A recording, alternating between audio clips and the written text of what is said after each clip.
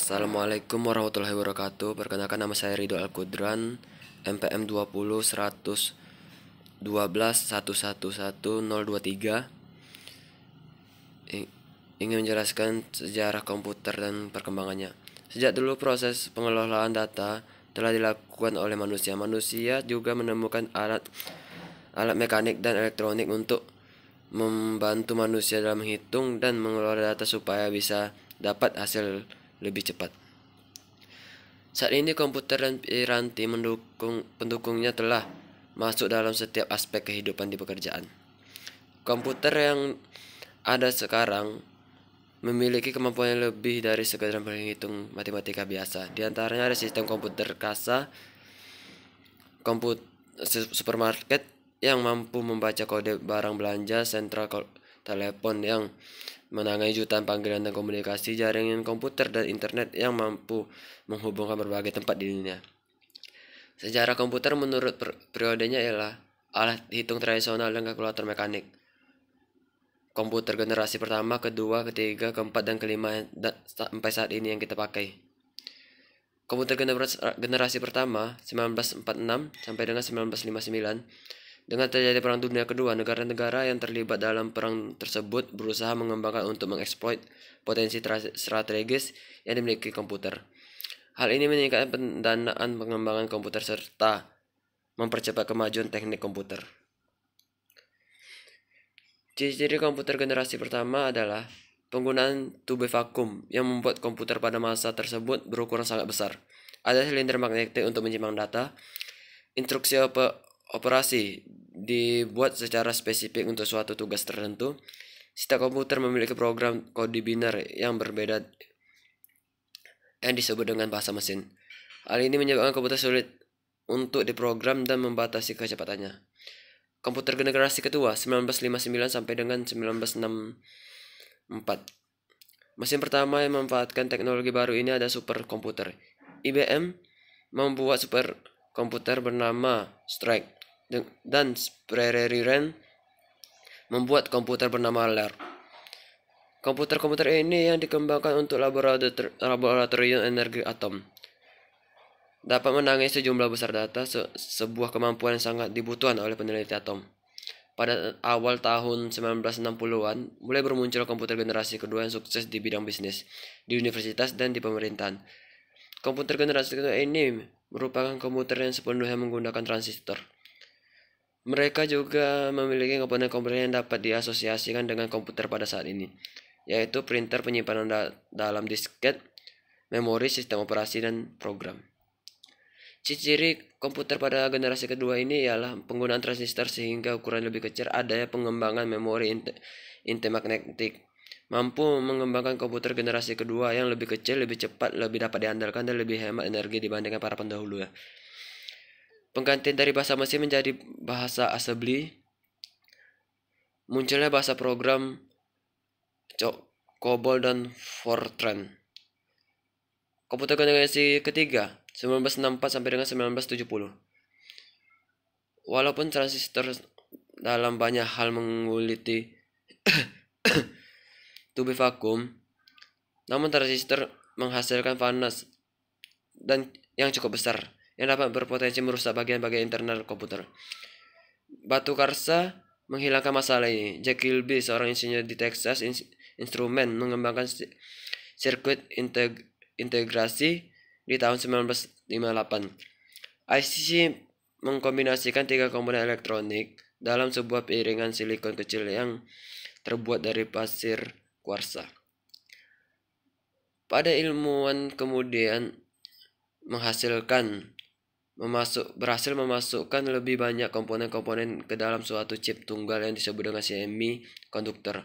Hasil komputer menjadi lebih kecil karena komponen-komponen dapat dipadatkan dalam bentuk chip. Kemudian komputer generasi ketiga lainnya adalah penggunaan sistem operasi yang memungkinkan mesin untuk menjalankan berbagai program yang berbeda secara serentak dengan sebuah program utama yang memonitori dan mengkoordinasikan komputer tersebut. Ciri-ciri komputer pada generasi ketiga adalah penggunaan IC ukuran komputer lebih jauh kecil menjadi lebih kecil, ditemukannya sistem operasi komputer generasi keempat pada tahun 1979 sampai sekarang.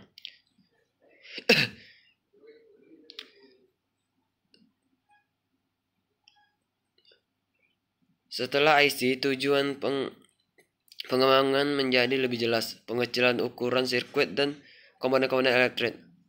Large Scan Integration atau LSI dapat membuat ratusan komponen dalam sebuah chip. Pada tahun 1980-an, Very Large Scan Integration memuat ribuan komponen dalam sebuah chip tunggal. Ultra Large Scan Integration meningkatkan jumlah tersebut menjadi jutaan, yang sebelumnya ribuan. Kemampuan untuk memasang sedemikian banyak komponen dalam suatu keping yang berukuran setengah keping uang logam mendorong turunnya harga dan ukuran komputer. Hal tersebut juga meningkatkan daya kerja, efisiensi, dan keterandalan komputer. Pada pertengahan tahun 1970-an, perakit komputer menawarkan produk komputer mereka ke masyarakat umum. Komputer-komputer ini yang disebut dengan mini komputer dijual dengan paket piranti lunak yang mudah digunakan oleh kalangan awam. Piranti lunak yang paling populer pada saat itu ada program word processing dan speaksheet. Pada tahun 1980-an, video game seperti Atari 2600 menarik perhatian konsumen pada komputer rumahan yang lebih canggih dan dapat diprogram. Pada tahun 1981, IBM memperkenalkan penggunaan personal komputer atau PC untuk penggunaan di rumah, kantor, sekolah. Jumlah PC yang digunakan melonjak jadi 2 juta unit di tahun 1981 menjadi 5,5 juta unit di tahun 1982. 10 tahun kemudian 65 juta PC digunakan. Komputer selanjutnya evolusi menjadi ukuran yang lebih kecil. Dari komputer yang berada di atas meja desktop komputer menjadi meja komputer yang dapat dimasukkan ke dalam tas atau laptop, atau bahkan komputer yang dapat digenggam atau laptop. Pada masa sekarang kita mengenal perjalanan IBM compatible dengan pemakaian CPU. Ini semua masuk dalam golongan komputer generasi keempat seiring dengan menjamurnya penggunaan komputer di tempat kerja. Cara-cara baru yang menggali potensial terus dikembangkan. Seiring dengan bertambah kuatnya suatu komputer kecil, komputer-komputer tersebut dapat dihubungkan secara bersamaan dalam suatu jaringan yang saling berbagi memori, piranti lunak, informasi, dan juga untuk dapat saling berkomunikasi satu sama lainnya. Komputer jaringan yang memungkinkan komputer tunggal untuk membentuk kerjasama elektronik untuk menyelesaikan suatu proses tugas dengan menggunakan perkabelan langsung, disebut juga local area network atau LAN atau kabel telepon. Jaringan ini dapat berkembang menjadi sangat besar. Ciri komputer generasi keempat ya digunakannya LSI, VLSI, ULSI, digunakan mikroprosesor. Komputer generasi kelima, sekarang dan di masa depan. Ciri komputer generasi kelima ialah komponen elektroniknya menggunakan chip VLSI, munculnya Artificial Intelligence, memiliki kecerdasan buatan, mampu menerima masukan visual dan mampu belajar dari pengalaman, dapat menyusun program dengan sendirinya, dapat memahami bahasa manusia. LSI dan VLSI adalah teknologi yang memanfaatkan komponen elektronik dalam suatu chip atau IC. SSI Smart Scan Integration sampai 100 komponen elektronik per chip. MSI Medium Scan Integration dari 100 menjadi 3000 komponen elektronik per chip. LSI Large Scan Integration dari 3000 sampai dengan 100.000 komponen elektronik per chip. VLSI Very Large Scan Integration dari 100.000 sampai dengan 1 juta komponen elektronik berchip. Itulah komputer yang kita pakai saat ini. Komputer generasi kelima. Sekian cuma itu yang bisa saya sampaikan, penjelasan tentang sejarah komputer dan perkembangannya. Lebih dan kurang saya mohon maaf. Wassalamualaikum warahmatullahi wabarakatuh.